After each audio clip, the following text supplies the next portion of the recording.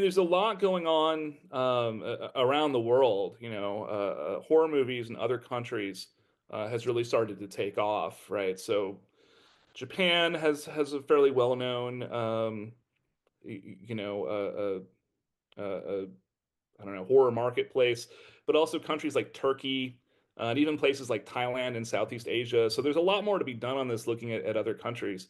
Most recently, one of the cases that we look at in the book was an exorcism that happened in Gary, Indiana, in I think 2012, I want to say.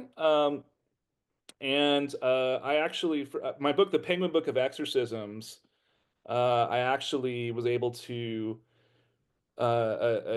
get permission from the priest who did that exorcism to publish his letter to a bishop requesting the exorcism. So all Catholic exorcisms have to be approved by a bishop, which means there's always some letter saying, look, I think this person really needs our help, and here's why.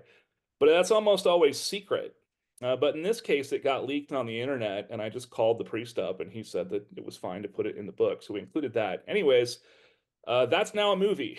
That case was recently made into a movie. It's on Netflix. It's called I think it's just called The Deliverance.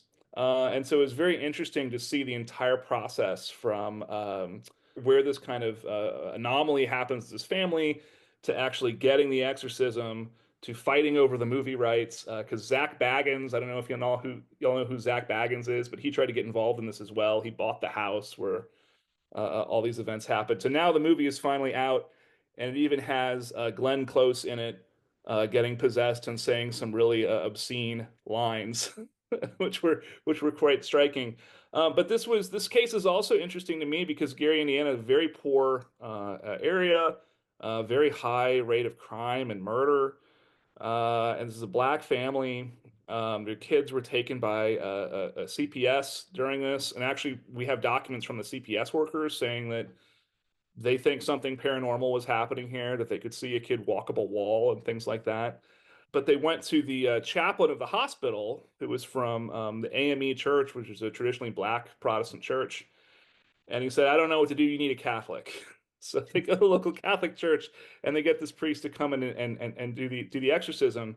When they made the movie, though, they said, well, that's not really a very good story. I don't want a story of a black family who is saved by a white Catholic priest. And so it's a much more kind of black Pentecostal exorcism, and it involves speaking in tongues and things like this.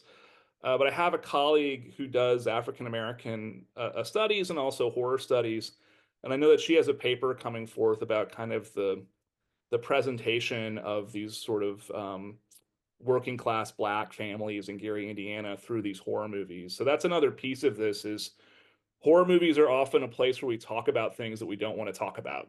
So things like race and poverty and things like that. There are public conversations going on about these things in horror movies, which is why I think they're sociologically significant. So